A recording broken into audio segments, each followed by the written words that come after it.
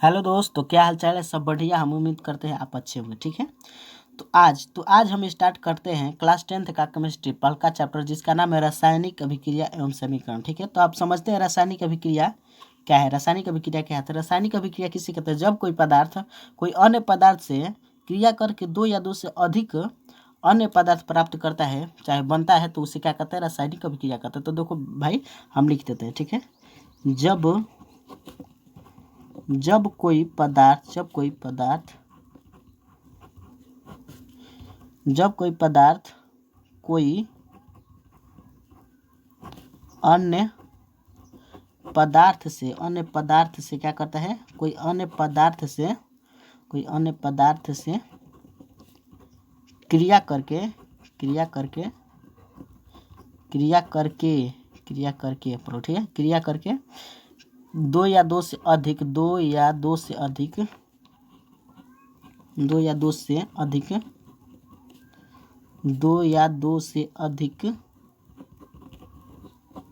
अधिक क्या करता है? कोई अन्य पदार्थ निर्माण करता है, चाहे बनाता है। कोई अन्य पदार्थ चाहे नया कोई अन्य पदार्थ बनाता है, लिखते हैं। ठीक है। बनाता है। ठीक है। बनाता है तो उसे क्या कहते हैं? तो उसे रासायनिक अभिक्रिया कहते हैं। ठीक है। क्या कहते हैं? रासायनिक अभिक्रिया कहते हैं। पर लिखना है। ठीक है। तो रासायनिक अभिक्रिया कहते हैं। उम्मीद करते हैं आप समझ गए होंगे। ठीक है। तो आगे देखो, जैसे में देख लो। उदाहरण में जैसे मान लेते हैं हम हाइड्रोजन से तो क्या बन गया?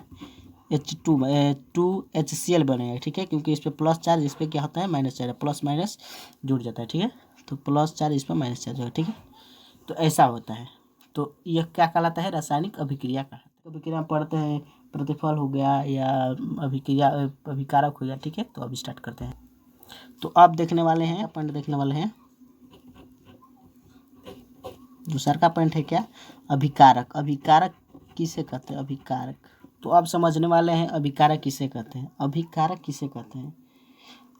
तो जो पदार्थ रासायनिक अभिक्रिया में भाग लेकर नया पदार्थ बनाता है, तो उसे क्या कहते हैं? अभिकारक कहते हैं। यहाँ पर लिख देते हैं, जो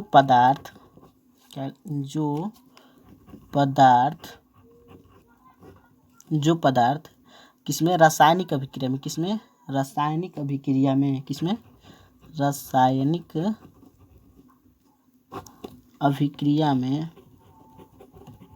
रासायनिक अभिक्रिया में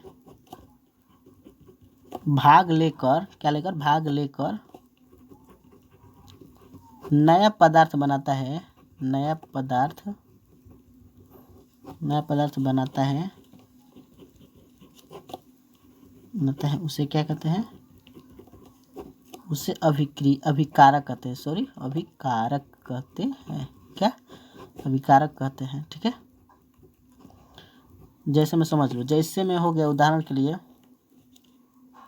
उदाहरण समझ लो। हाँ, यहाँ पर छोटे टीले उदाहरण। ठीक है। अब उदाहरण के लिए समझ लो कि जैसे मान लेते H2, यहाँ पर हाइड्रोक्लोरिक एसिड से H2 और Cl2 से 2HCl भले बनता है। हाइड्रोजन और क्लोरीन से जब रिएक्शन करता है, हाइड्रोक्लोरिक एसिड बनता है। ठीक है। हाइड्रोक्लोरिक अम्ल बनता है। ओके। तो देखो, तो जो भाग देखो यहाँ पर समझ लो, जो रासायनिक अभिक्रिया, मान लेते ये रासायनिक अभिक्रिया है। ठीक है। ये रासायनिक अभिक्रिया है। ठीक है। तो रासायनिक अभिक्रिया में जो पदार्थ भाग ले रहा है उसी को क्या कहते हैं? अभिकारक कहते हैं। जो भाग ले रहा है उसी को अभिकारक कहते हैं, और जो बन के प्राप्त हो रहा है उसे क्या कहते हैं? प्रोडक्ट यानी प्रतिफल कहते हैं। क्या कहते हैं? प्रतिफल। और इसे रिएक्टेंट कहते हैं। RE पर लिख देते हैं इंग्लिश मीनिंग, REACTANT, रिएक्टेंट। ठीक है। रिएक्टेंट। ठीक है। रिएक्टेंट ए है। ठीक है। ए है। ठीक है। रिएक्टेंट कहते हैं अभिकारक, यानी अभिकारक किसे कहते हैं? जो पदार्थ रासायनिक अभिक्रिया में भाग लेकर नए पदार्थ बनाते हैं। जो भाग लेता है उसी को क्या कहते हैं? अभिकारक कहते हैं। अब भाग लेने पर अभिकारक और जो बनता है, प्राप्त होता है, उसे क्या कहते हैं? प्रतिफल कहते हैं। तो प्रतिफल की भी मीनिंग लिख देते हैं। ओके, तो स्टार्ट करते हैं प्रतिफल के बारे में। तो अब समझते हैं प्रतिफल के बारे में। प्रतिफल किसे कहते हैं? तो प्रतिफल बताए थे ना, प्रतिफल किसे कहते हैं? तो समझ ले, रासायनिक अभिक्रिया के फलस्वरूप जो पदार्थ प्राप्त होता है तो उसे क्या कहते हैं? प्रतिफल कहते हैं। क्या यहाँ पर लिख देते हैं? रासायनिक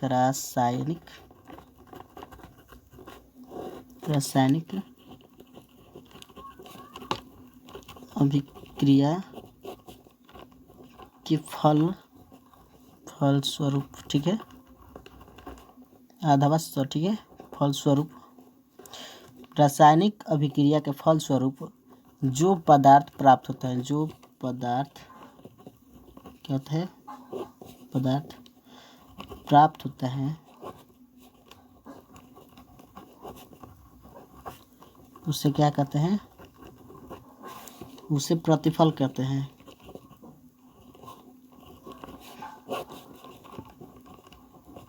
यानी प्रोडक्ट कहते हैं। ठीक है,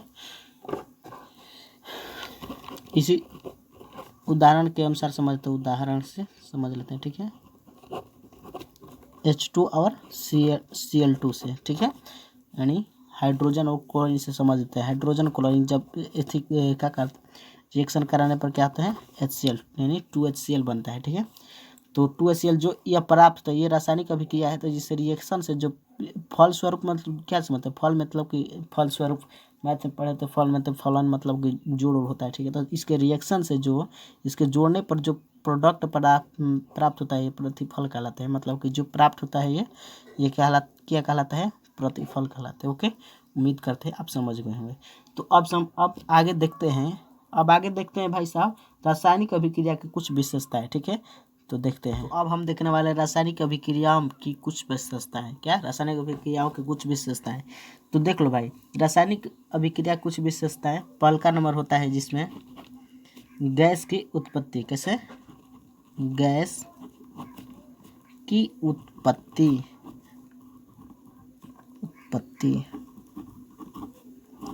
और दो नंबर अवक्षेप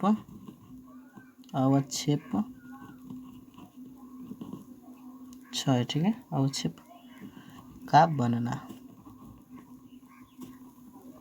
ये आज 2 देखने वाले हैं और 3 कल देखेंगे। ठीक है, ये आज देखने वाले हैं। तो देख लो भाई, अवक्षेप का गैस का उत्पत्ति कैसे होता है? तो कुछ रासायनिक अभिक्रिया ऐसे होती है जिसमें कुछ रासायनिक अभिक्रिया ऐसे होती है जिससे गैस का उत्पत्ति हो जाता है। ठीक है, अब देख लो यहीं पर, जैसे कि मान लेते हैं हम कि जस्ता के नहीं Zn संसूचित करते हैं, और सल्फ्यूरिक एसिड के H2SO4, क्या? H2SO4 से हम जानते हैं। यदि आप कुछ नहीं पता है सूत्र में, तो आप कह देना, मैं कुछ लिखवा दूंगा सूत्र जो कि इम्पोर्टेंट होंगे। ठीक है, तो देखो इसके रिएक्शन से क्या होता है? इस पे प्लस चार्ज होता है, इस पे प्लस चार्ज होता है, इस पे क्या होता है? माइनस चार्ज होता है। ठीक है, तो प्लस ये एक जुट जाएगा, तो क्या होगा? तो ZnO4 प्लस H2 अलग हो जाएगा। अब देख लो यहीं पर क्या हो गया?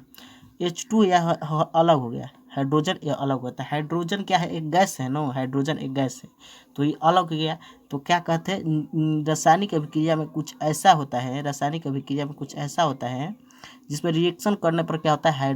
हाइड्रोजन ने मतलब कि गैस प्राप्त हो जाता है। तो ये भी हो गया। अब दूसरा का नंबर देख लो, अवक्षेप का बनना। तो अवक्षेप समझते हो? अवक्षेप का बनना मतलब क्या है? तो अवक्षेप एक ऐसा ठोस पदार्थ होता है। ठीक है, ठोस पदार्थ है जो कि रासायनिक अभिक्रिया के फलस्वरूप जोड़ने पर क्या होता है? जोड़ने पर ये बनता है। तो अब देखो इसके ये उदाहरण हो गया। ये उदाहरण, हाँ कहाँ छूट जाता है यार, उदाहरण में ये समझ लिख लेना। ठीक है। क्या लिखना है? लिखना कि जब जस्ता यानी जिंक जब जस्ता को सल्फ्यूरिक एसिड से रिएक्शन या क्रिया कराई जाती है तब हाइड्रोजन प्राप्त होता है, हाइड्रोजन गैस प्राप्त होता है, ठीक है। अब देखो कि अब इसका यानी अवक्षेप का बनना, इसे कैसे लिखें? तो अवक्षेप का जब सोडियम क्लोराइड को जलीय विलयन में, जब सोडियम क्लोराइड को यहाँ पर लिख देते हैं, जब सोडियम क्लोराइड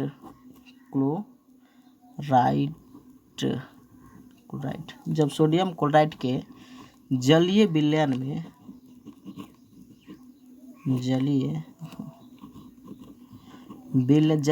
जब सोडियम क्लोराइड के जलीय विलयन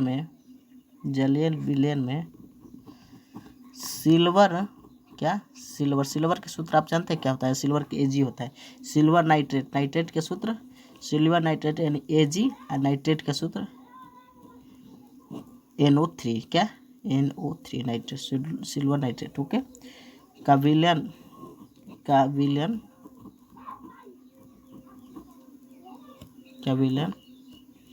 डालने पर, क्या करने पर? डालने पर सिल्वर क्लोराइड जो होता है ना भाई, दिखाई नहीं दे रहा है क्या? देखो दिखाई देगा, ठीक है। ओहो, तो सिल्वर, यहाँ पर सॉरी गलती हो गया, सिल्वर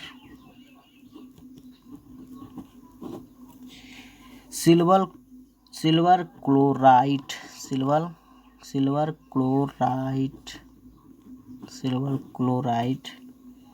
का दही, सिल्वर क्लोराइड का दही जैसा सफ़ेद होता है, ठीक है, जैसा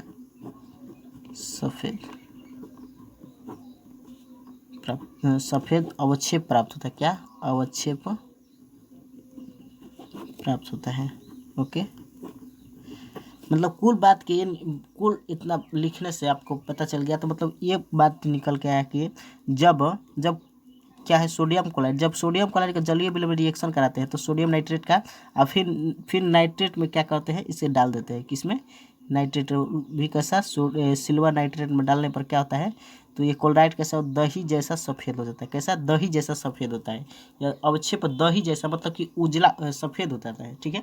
तो उम्मीद करते हैं अब ये 2 समझ गए होंगे, और तीसरा और चौथा 5वां यानी 3 और पढ़ना है, तो कल पढ़ेंगे।